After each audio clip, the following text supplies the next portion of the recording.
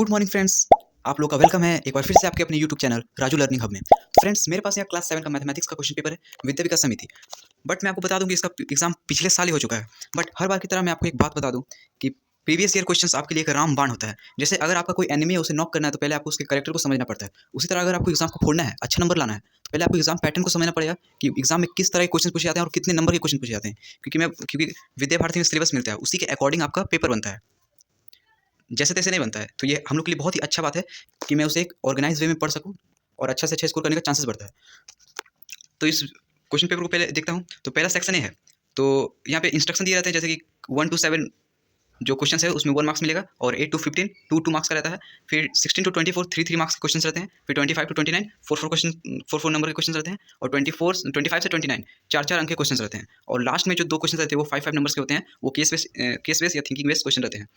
तो पहला सिंप्लीफाई करना है सेक्शन ए में। तो इस तरह के क्वेश्चन आते हैं सिंप्लीफाई करने वाले। तो फर्स्ट नंबर सिंप्लीफाई, तो सिंप्लीफाई ही आएगा। और वैदिक गणित भी दे सकता है, जैसे कि बहुत सारे मैथमेटिशियन है, जैसे रामानुजन का जन्म कहाँ हुआ था, और भी कुछ दे सकते हैं, उनका कब हुआ था जन्म, तो उसी तरह से आ सकता है। और कुछ वैदिक गणित जैसे एक न्यूनन पूर्वेन एक आदिकेन पूर्वेन, तो उससे गुणा करने आता है। तो फ्रेंड्स, मैं आपको पहले बता दूं कि मैं वैदिक गणित का स्टूडेंट भी रह चुका हूँ। मैं जैसे विद्या भारती के द्वारा आयोजित होता है वैदिक गणित प्रश्न मंच और मॉडल्स, तो मैं वैदिक गणित प्रश्न मंच में गया था क्षेत्रीय तक।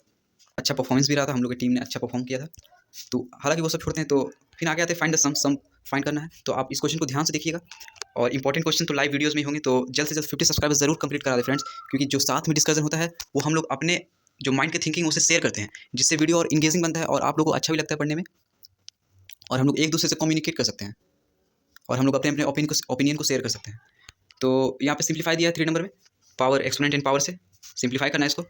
फिर 4 5 6 7 इसे आप अच्छे से देख लेंगे। जैसे 6 नंबर वैदिक गणित दिया गया है, when and where the Aryabhatta was born. Section B दिया गया है, इसमें भी सिंप्लीफाई करना है और इसका आंसर लिखना है एक्सपोनेंशियल फॉर्म में। फिर ऐसे ही क्वेश्चन दिए गए 10 नंबर में, how many faces and edges of a cube, तो क्यूब का कितने फेसेस और एजेस होते हैं वो लिखना है यहाँ पे। 11 नंबर में एवोलिएट द फॉलोइंग, मतलब इसका मान ज्ञात करना है, इसका आंसर क्या होगा। फिर 12 नंबर में find the angle which is equal to supplement, तो आपने सप्लीमेंट और कॉम्प्लीमेंट पढ़ा होगा। कॉम्प्लीमेंट मीन्स ऐसे दो एंगल का कॉम्बिनेशन जिसका सम जो है 90 डिग्री होता है, और सप्लीमेंट मीन्स जिसका कॉम्बिनेशन दो पेयर ऑफ एंगल्स जिसका सम जो है 180 होता है। फिर 30 नंबर में find the product using suitable properties. और मैं ये बता दूं, इस क्वेश्चन को आप IMP मार्क कर लीजिएगा, क्योंकि सुटेबल प्रॉपर्टीज से 6 क्लास में भी आता है, 7 क्लास में भी आता है, तो हो सकता है इस बार भी आ जाए। फिर 40 नंबर में सॉल्व करना है इसके, जैसे एल्जेब्रिक टाइप में दिया गया है, तो इसको सॉल्व करना है आपको। फिर इसका आंसर एक्स का वैल्यू का, तो 250 number find the value of the non x in the following diagram. तो ये ट्रायंगल्स के प्रॉपर्टीज़ को, जैसे आपको पता है कि इंटीरियर एंगल्स जितने भी सम होते हैं उसका 180 डिग्री होता है, तो 50 + 60 हो जाएगा 110, 110 + 170। फ्रेंड्स, बोलते बोलते गला सूख गया और लड़खड़ा भी रहे बोलने में, क्योंकि बहुत देर से वीडियो शूट कर रहा हूँ आप लोग के लिए। मैंने 110 + 70 180 हो जाता है, तो x = 80 हो जाएगा। फिर 60 नंबर में find angle x in figure, तो x एंगल को फाइंड करना है। जैसे आप लोगों ने पढ़ा है एक्सटीरियर एंगल प्रॉपर्टी, तो एक्सटीरियर एंगल को अगर रिमोट एंगल भी कहते हैं, तो अगर 110 और 50 और x को जब हम लोग जोड़ेंगे तो 110 के बराबर होगा। तो क्या हो जाएगा, 110 को 50, 110 में से 50 हटा दिए तो वो आंसर आ जाएगा। तो ये सब्ट्रैक्शन आया है। फिर फ्रैक्शन से कुछ क्वेश्चन है, फिर आगे सिंप्लीफाई करना है। तो इसे आप देख लीजिएगा अच्छे से फ्रेंड्स, क्योंकि अगर मैं डिटेल में बताने लगा तो वीडियो बहुत ही लंबा हो जाएगा।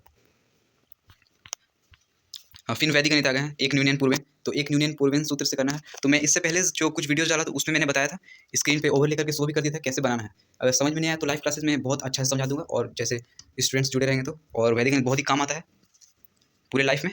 फिर सेक्शन डी में कुछ क्वेश्चन, 3 क्वेश्चन इधर है, 3 4 5 क्वेश्चन है। फिर नंबर में केस बेस स्टडी है, 5 नंबर के रहते हैं 2। तो यहाँ पर दिया देखिए, तो पहले क्या दिया है, the adjoining figure shows 2 circle with the same centre and the radius of the large circle is 10 centimetre and the radius of the small circle is 4 centimetre. Find, तो यहाँ फाइंड करना क्या, the area of the large circle. तो देखिए, large circle का यहाँ पे radius क्या दिया गया है, 10 सेंटीमीटर। तो एरिया ऑफ सर्कल का फॉर्मूला क्या होता है, पाई आर स्क्वायर। बहुत से लोगों को सर्कमफ्रेंस का फॉर्मूला और एरिया का फॉर्मूला में कन्फ्यूजन होता है, तो मैं आज ये कन्फ्यूजन क्लियर कर देता हूँ कि अगर कोई भी चीज़ का हम एरिया निकालते हैं तो उसका यूनिट में क्या लगता है, स्क्वायर लगता है। तो इसी तरह पाई आर स्क्वायर, जहाँ स्क्वायर आएगा तो एरिया हो जाएगा, और 2 पाई आर मतलब वो सर्कमफ्रेंस निकालना, ठीक है। तो area of circle, large circle क्या हो जाएगा, पाई आर स्क्वायर, तो फॉर्मूला फिट करके आप निकाल सकते हैं। वैसे एरिया ऑफ स्मॉल सर्कल, फिर सर्कमफ्रेंस निकालना है दोनों का। फिर डी नंबर में दिया है the shaded area between the 2 circle. तो पहले क्या करना है, पहले बड़े सर्कल का एरिया निकाल लेना है, और फिर छोटे सर्कल का। फिर बड़े वाले सर्कल का जो एरिया है उसमें से छोटे वाले सर्कल के एरिया को माइनस कर दें, तो ये आपका आंसर निकल के आ जाएगा। फिर 31 नंबर में है एल्जेब्रिक टाइप में क्वेश्चन दिया गया, जैसे m का वैल्यू दिया गया है और नीचे 5 क्वेश्चन दिए गए। बहुत ही आसान है। जैसे 1 नंबर का देखते तो m - 2, m का वैल्यू अगर 2 है तो 2 - 2 कितना हो जाएगा, 0। फिर 2 नंबर में 3m - 5, तो m का वैल्यू 2 है तो 3 × 2 = 6 - 5, 6 - 5 1 हो जाएगा। फिर 3 नंबर में 9 - 5, एम। तो 5m के बीच में कोई भी साइन नहीं है, तो इसका मतलब वो मल्टीप्लाई का साइन है। तो 5 टू 10 हो जाएगा और 9 माइनस 10 तो हो जाएगा वो -1। तो इस तरह के क्वेश्चन है। तो फ्रेंड्स यहाँ पे ये वीडियो एंड होता है। तो अगर आपको ये वीडियो इन्फॉर्मेटिव और हेल्पफुल लगता है तो इस वीडियो को लाइक करके चैनल को सब्सक्राइब जरूर करिएगा। और हाँ, इस 50 सब्सक्राइबर जल्द से जल्द कंप्लीट करा दिए, क्योंकि अगर एग्जाम खत्म हो जाएगा तो वैसा डिस्कशन नहीं हो पाएगा। वैसे स्टडी तो कंटिन्यू रहेगा, but exam is more important, क्योंकि आप पूरे साल पढ़ते हो और वहाँ पे आपका जज होता है कि आप कितने अच्छे से पढ़े और कैसे नहीं। तो इसलिए आगे इसमें बहुत अच्छे अच्छे स्टडी रिलेटेड वीडियोस आने वाले हैं। आपके पूरे सिलेबस कंप्लीट होने वाला है, क्योंकि विद्या विकास समिति का सिलेबस मेरे पास है 3 to 10 तक के है मेरे पास। तो फ्रेंड्स आज के लिए इतना ही, मिलते हैं नेक्स्ट वीडियो में। तब तक के लिए bye bye and take care.